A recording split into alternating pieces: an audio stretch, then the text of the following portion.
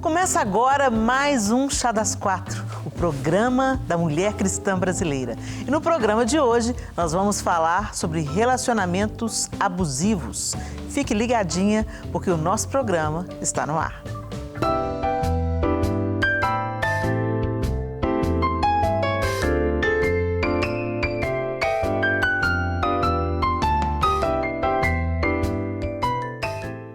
Hoje, na apresentação desse programa, eu estou contando com a minha querida Isa Coimbra.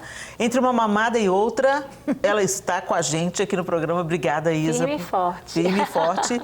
E Carla Passos, obrigada, Carlinha. Aí já virou.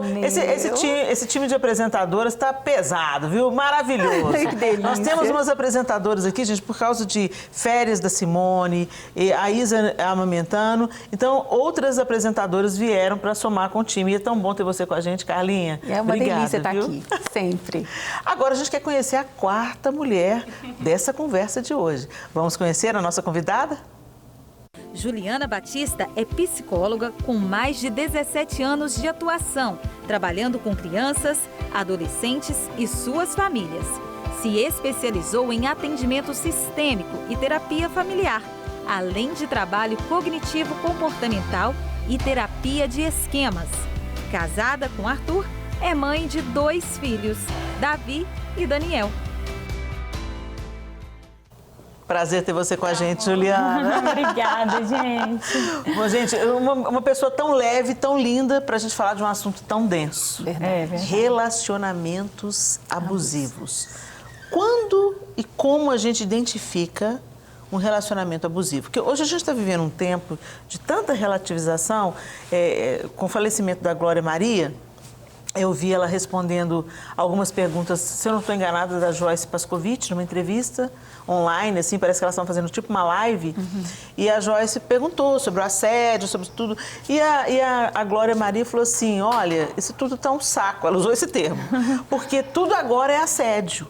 Tudo é assédio. Poxa, eu gosto de ser cantada, eu gosto, se é uma coisa elogiada, elegante, né? Não é pejorativo, não te ofende, não te agride, não te invade, né? Os homens agora estão até, ela disse, recuados, com medo de fazer qualquer elogio e ser interpretado como assédio ou como abuso, né? Tal. Quando que a gente percebe que a gente está sendo vítima de um abuso? Quando um relacionamento é identificado como abusivo, Juliana? Acho que assim, existem vários tipos de relacionamentos abusivos, né? A gente está acostumada a ouvir falar mais do relacionamento de casal, né, abusivo, mas existe relacionamento de pais com filhos abusivos, de amizades abusivas, né? Relacionamentos tóxicos. Mas o que a gente pode perceber é que é o nível de sofrimento que a pessoa entra quando algo ruim na comunicação dessas duas pessoas, né? Então, assim, aí a gente percebe o quanto aquela pessoa depende daquele relacionamento para ser feliz. Isso se torna algo preocupante, né? Quando a gente percebe essa dificuldade em viver, apesar de não estar ok naquele relacionamento. Mas eu costumo dizer que isso não começa na nossa vida adulta, né? Os relacionamentos abusivos, eles nascem, vamos dizer assim, na forma como a gente aprende a se apegar ao outro.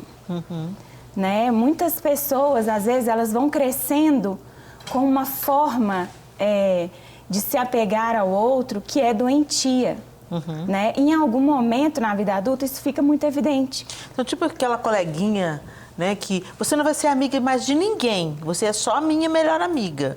Alguma coisa assim? Sim. Mas especialmente dentro de casa, né? Então, às vezes, uma mãe que está um pouco mais depressiva e que o filho, às vezes, tem uma demanda, né? Agora, eu com 2 crianças, eu vejo isso. A Isa, então, deve ver até, né? Que a criança, ela tem a demanda dela. E a gente, como adulto, tem as nossas. Sim. Mas quando a gente é um cuidador, a da criança vem à frente da nossa, né? E isso, hoje em dia, é muito dito. Mas isso não é uma coisa muito nova, né? Isso é uma coisa quase que da modernidade, vamos dizer assim.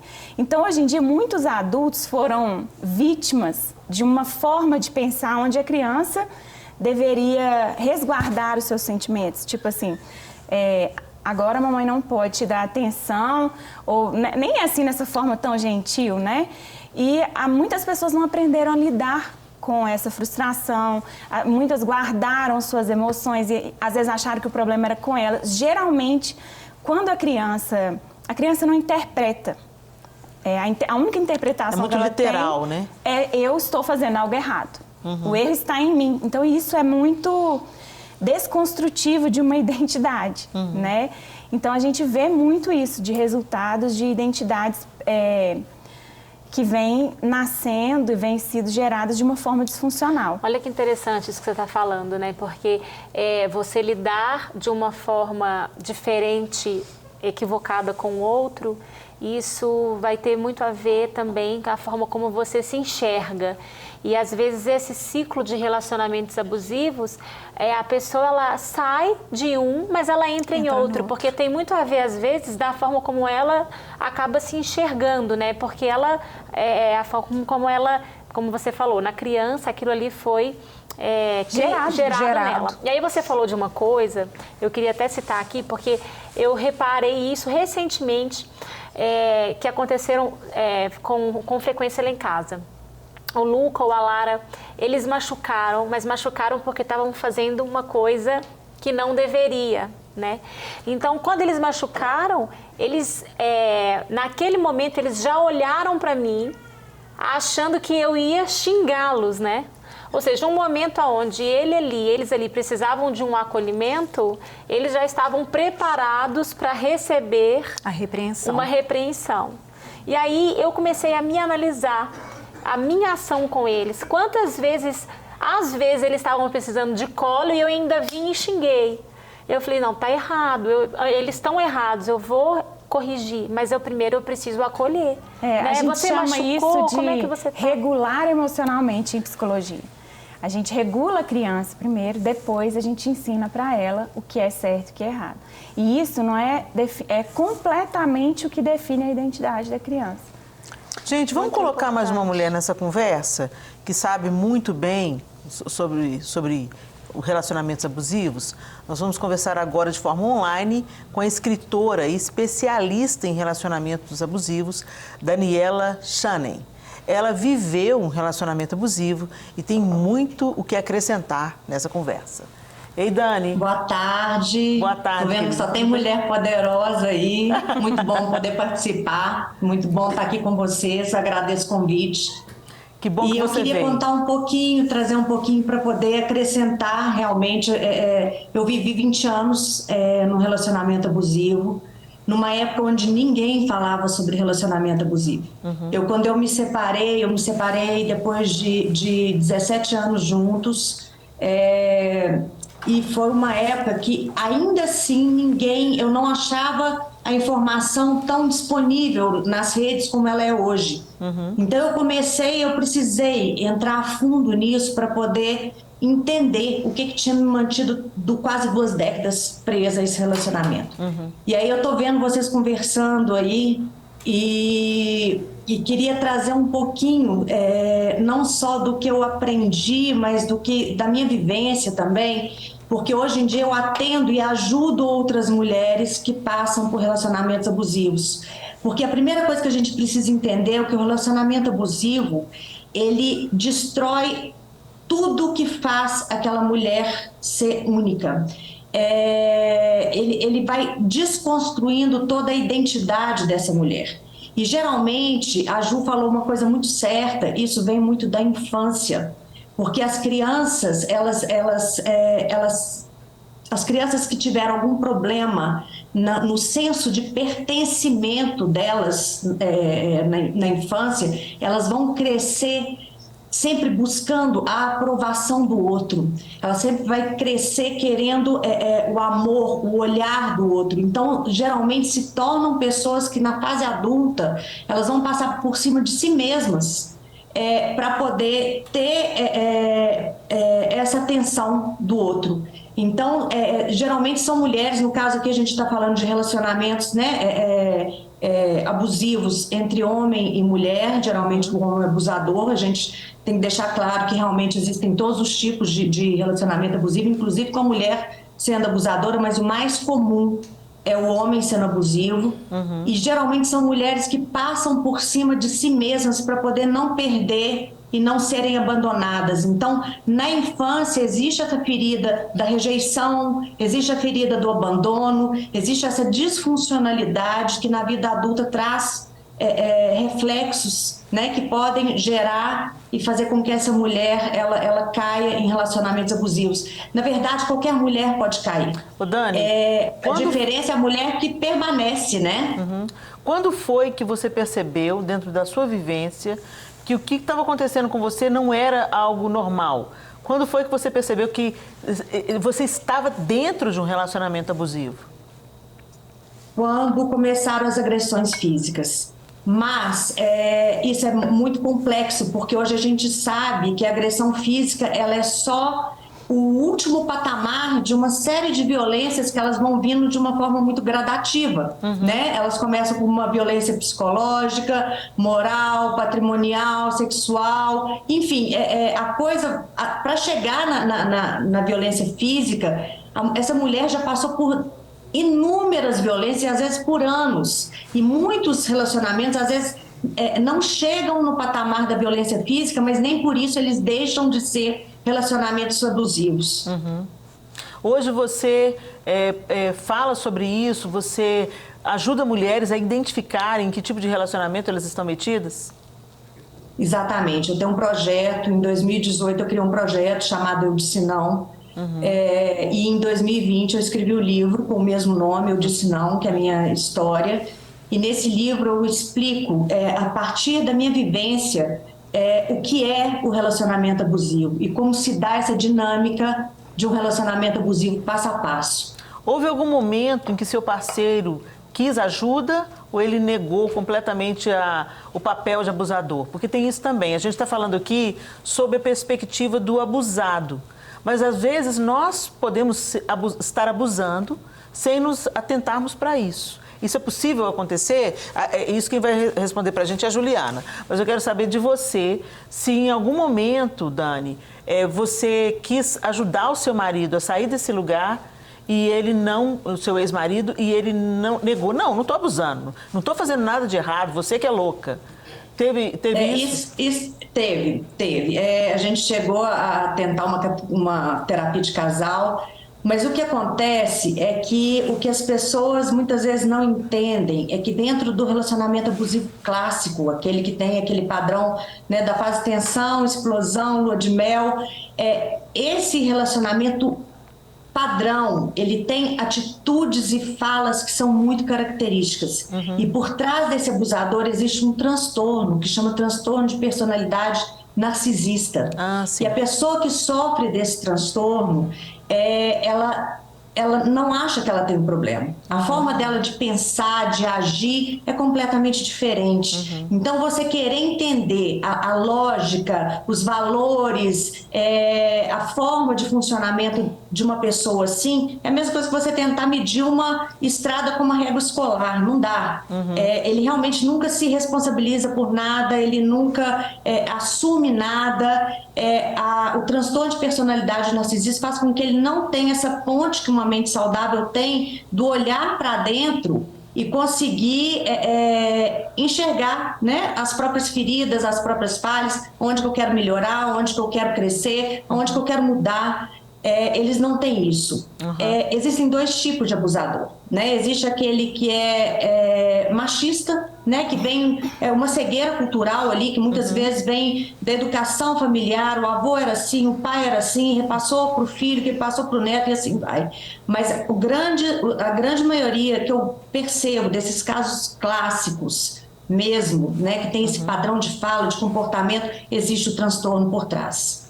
Tá ok, Dani, muito obrigada pela sua cooperação, você ajudou muito a nortear aqui o nosso papo, obrigada, e que Deus continue sustentando você nessa nova vida, onde você está ajudando outras mulheres a se curarem, né? Que Deus abençoe você e te fortaleça, tá, minha querida? Amém. Um beijo para você, Dani.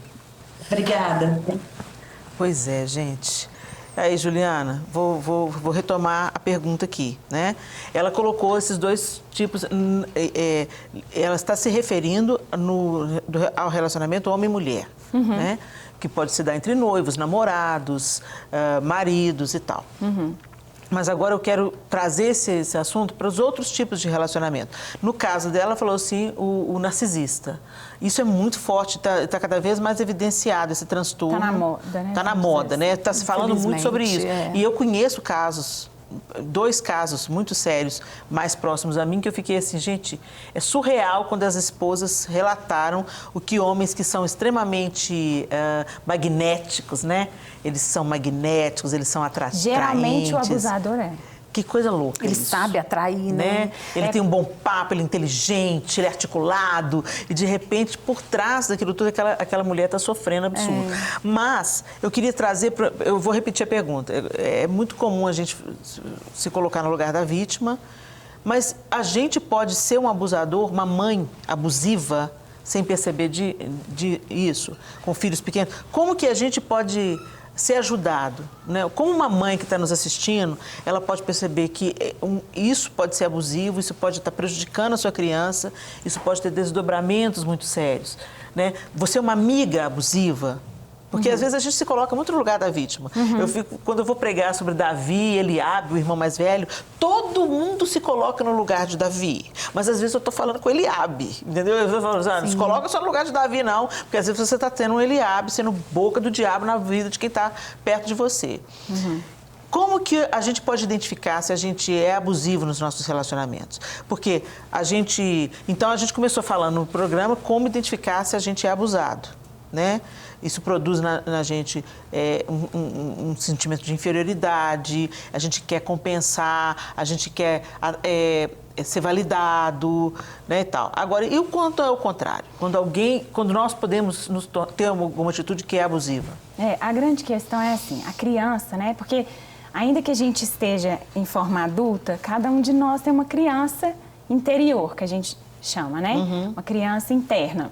Então, a criança que foi abusada a vida toda, ela é uma criança que ela se resignou. É como se ela não entra mais em contato com as suas emoções. Então, ela fica triste, não, eu vou dar conta. O outro, a questão do outro está sempre à frente das minhas questões, ilimitadamente, né? E o abusador, ele não tem isso que ela disse, a empatia de perceber o sofrimento do outro. E esse movimento que a Isa fez de olhar de repente e parar e falar, deixa eu ler primeiro ali, antes de eu tomar uma atitude, né? Então, se a gente 100% do tempo está agindo só nas nossas crenças e nunca considera o olhar do outro, a gente pode estar, sim, abusando do outro. Mas, geralmente, quem se preocupa em talvez será que eu sou abusador, ele já tem essa função empática acontecendo. Entendi. Não é muito comum. O abusador, então, enquanto a criança que é geralmente abusada, ela é resignada, o abusador, ele é o tempo todo resguardado uma capa de proteção. Ele não dá oportunidade para ninguém entrar na intimidade, ele está sempre na defensiva. Inclusive, de forma agressiva, se for necessário. Então, ele também tem uma criança adoecida, né? E muitas vezes eles podem até procurar a terapia se sentindo abusados. É muito louco isso. Você começa a terapia e ele vai falando dessa coisa do abuso e quando ele começa a contar os eventos, você vê que ele é que não está sendo empático, né? Então, assim, ele também se sente abusado, o abusador. Muitas vezes ele acredita que, na verdade, ele é que está sendo o abusado. E isso pode ser uma realidade? Por exemplo, um abusador se torna abusador porque ele foi abusado? Na verdade, com certeza, com certeza. Ele é um padrão aprendido, né? Um padrão Agora, aprendido. eu quero te perguntar assim, se esse abusador, ele então, provavelmente, ele não vai conseguir fazer uma análise dele mesmo, uma autoanálise, né? Como lidar com esse relacionamento, você sendo uma vítima ou sendo alguém que está nesse ciclo? Quem você procura? O que fazer, né? Então, quando você percebe o adoecimento, geralmente a gente procura um psicólogo. Porque essas pessoas, elas têm muito, abusadas, elas têm muito medo da mudança. Elas preferem viver uma vida 20 anos de horrível do que ter que fazer algum movimento porque elas estão sempre na expectativa de que algo bom vai acontecer, de que o abusador vai melhorar, né, na questão cristã, de que Deus vai intervir. Eu estou aqui aguardando uma intervenção de Deus, mas está lá paradinha, né? Não está fazendo nada.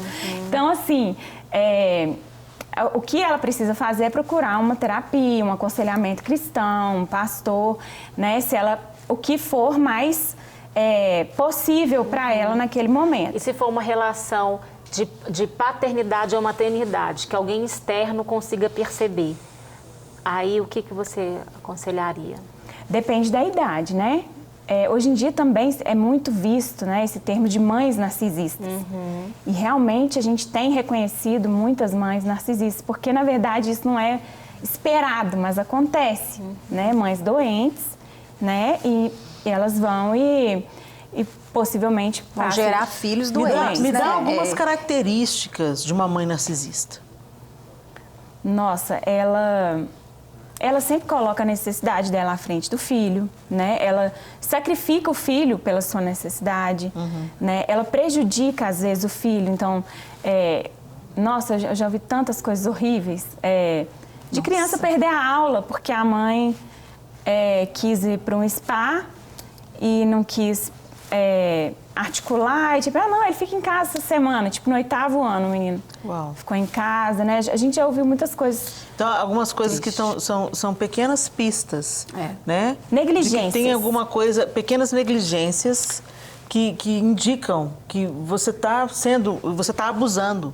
Aquela pessoa que você deveria proteger, cuidar, promover, você está, na verdade, prejudicando, pensando em si mesmo. Ou às vezes até competindo, muitas mães narcisistas competem com seus filhos. É isso que eu queria perguntar, porque tem isso também.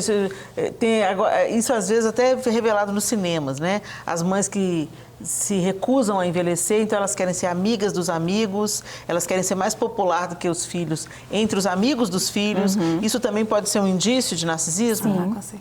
O pai e a mãe, eles são balizadores na vida do filho, né? Não é porque meu filho está fazendo tudo errado que eu vou... porque eu sou uma mãe legal, eu vou deixar aquilo acontecer. Não, eu continuo acolhendo meu filho, mas eu sou ali aquela baliza que indica para ele onde que ele vai... Alguma hora ele vai voltar. Sim. Então, eu estou ali o aguardando, né? Já aconteceu isso, assim, que se eu deixasse, eu ia cair nisso. Porque aquele negócio de você querer se dar bem com os amigos dos seus filhos. Então, você recebe os amigos dos seus filhos na sua casa, aí você quer o que você quer? Que eles te achem legal. Você quer que você quer, também quem não quer que o outro goste dele, né? Então, eu já me caí nessa situação de ver, falei, nossa, aí me deu um clique, falou, opa, tá na hora de eu sair de cena. De perceber... Tem um limite ali, né? Tem um limite de você ser aquela mãe acolhedora, você é bem-vindo na minha casa. Respeitado, né? Mas... e falar, poxa, agora é o momento do meu filho, o amigo é do meu filho. Ele não vem aqui para ser meu amigo, para me ter como um amigo, para ter como uma segunda mãe, não. O relacionamento é outro.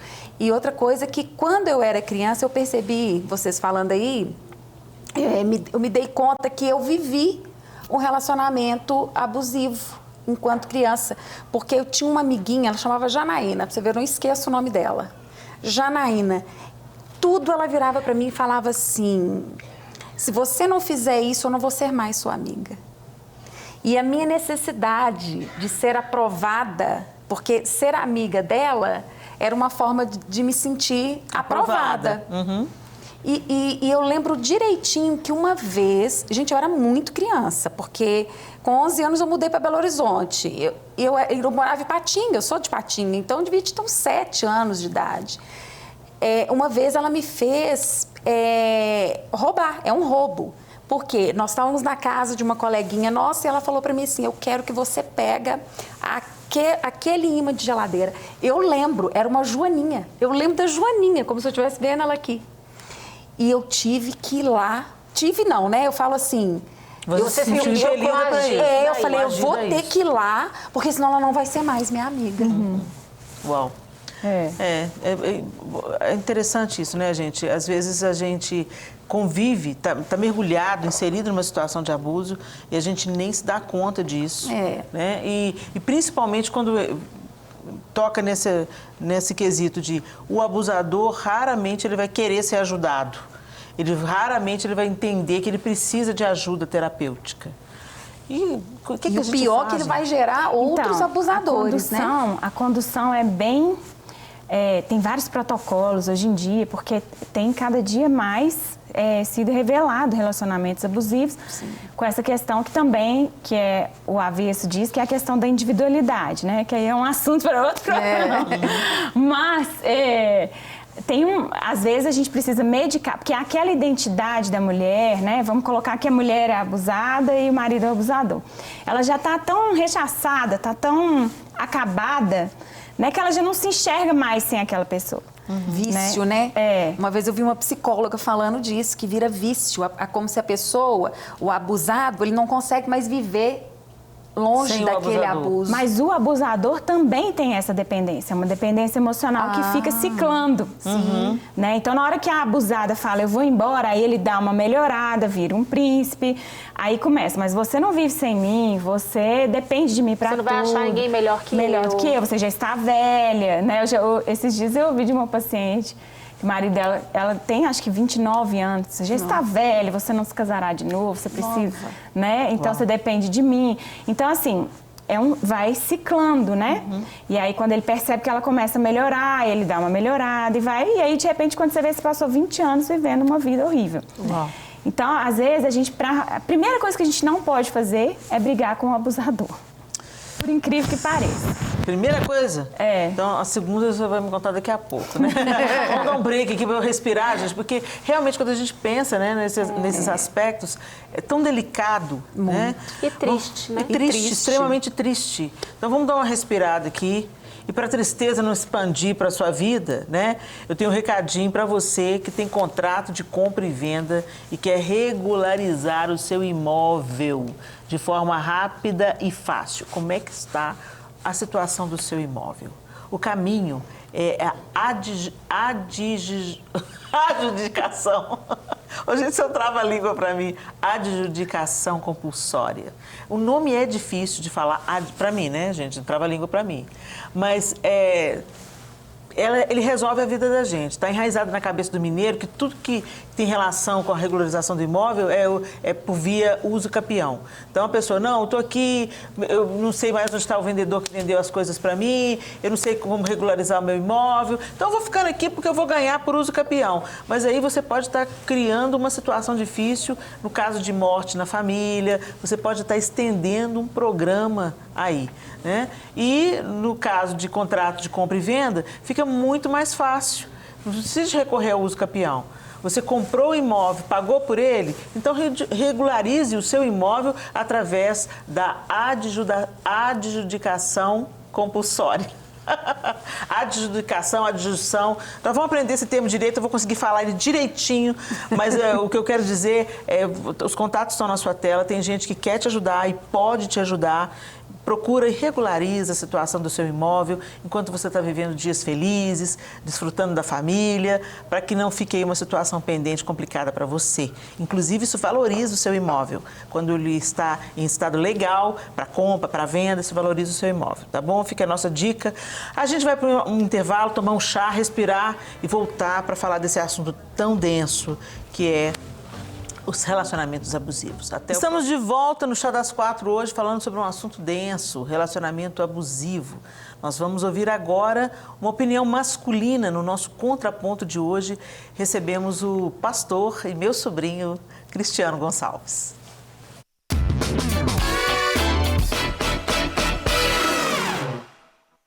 Olá pessoal do Chá das Quatro, eu sou o Cristiano, pastor na Igreja Batista do Jaraguá, em Belo Horizonte. Eu quero agradecer a vocês pela oportunidade de participar dessa discussão de um tema tão relevante, tão importante, que é o relacionamento abusivo. E pensando de um ponto de vista cristão sobre esse tema, eu acho que nós podemos começar considerando que todo abuso é uma violação à dignidade do outro. Essa violação pode ser por um meio físico, emocional, quem sabe até espiritual. Ou seja, se eu abuso de alguém, eu percebo ou entendo que o valor dessa pessoa não está nela, mas o valor dela é percebido a partir do seu uso para mim. O abuso nada mais é do que um meio de impor a sua vontade através da violência, sem considerar o respeito, sem considerar o direito. Qual é então o antídoto que nós podemos encontrar para os relacionamentos abusivos? Um dos antídotos é entendermos que o valor do outro é medido quando nós temos a compreensão de que ele é feito à imagem de Deus. Quando nós percebemos que o valor do outro não é atribuído por mim, não é atribuído pela minha vontade, mas é atribuído pelo Criador. E quando se trata ainda mais dos nossos irmãos em Cristo, o valor dos nossos irmãos é dado pelo sangue de Cristo que foi derramado por eles.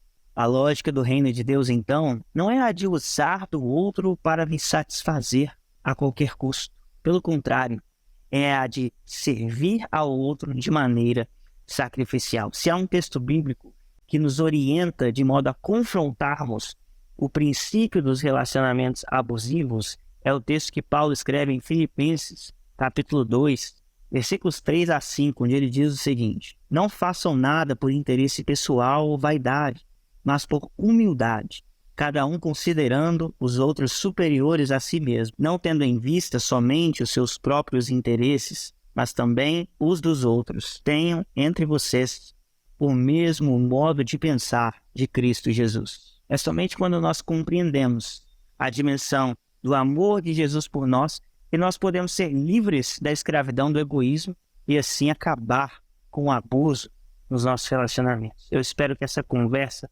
abençoe a sua vida e que o Senhor esteja sendo glorificado através dos seus relacionamentos. Obrigado, Cris. Fiote da tia.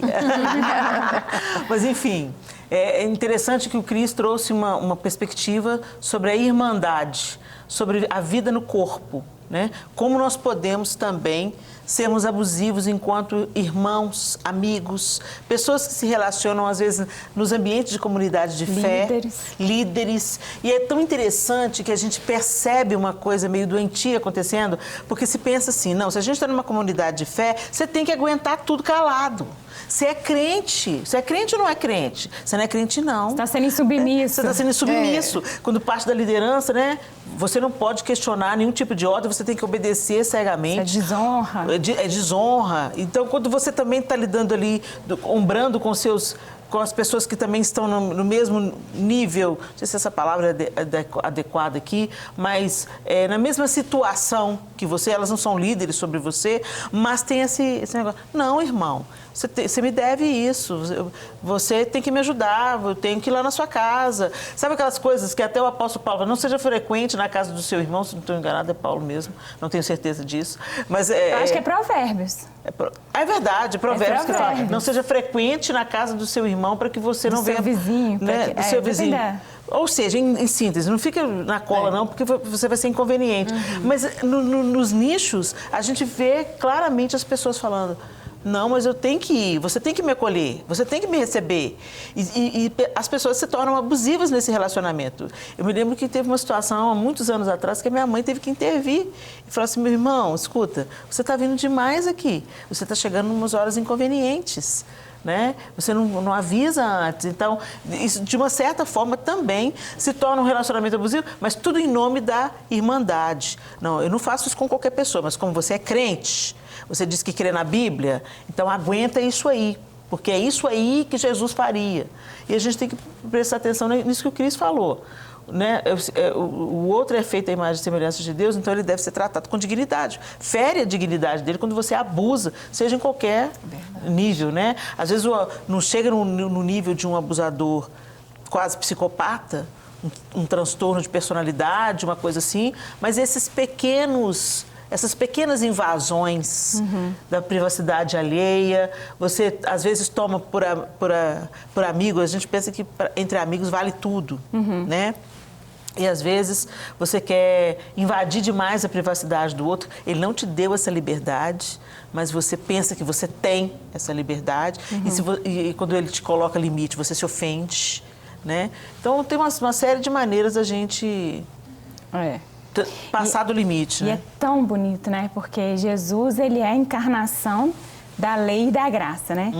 Eu falo que é libertador e a nossa identidade, a gente precisa buscar, né, como cristãos, a figura de Jesus mesmo, porque a gente fala sobre uma humanidade compartilhada e o abuso, ele está totalmente ligado a você se sentir uma pessoa inferior, né? Quando você começa a se tornar, se sentir mal em ser você, só porque você é você, né? Você não é suficiente, né? Então aí começa, ou você engata num modo fake, que é muito comum, né? Porque hoje em dia a gente está vivendo, assim, a gente vê tantas pessoas nas redes sociais com uma vida linda e por trás a gente sabe que aquilo é despencado. Ou você engata nesses relacionamentos de dependência emocional, seja de pastores, de ministérios, de relacionamentos afetivos, esqueci a palavra, de tipo movimentos filosóficos, né? Então, assim, quando a gente é diante de Deus, né? Ele nos restaura a nossa identidade.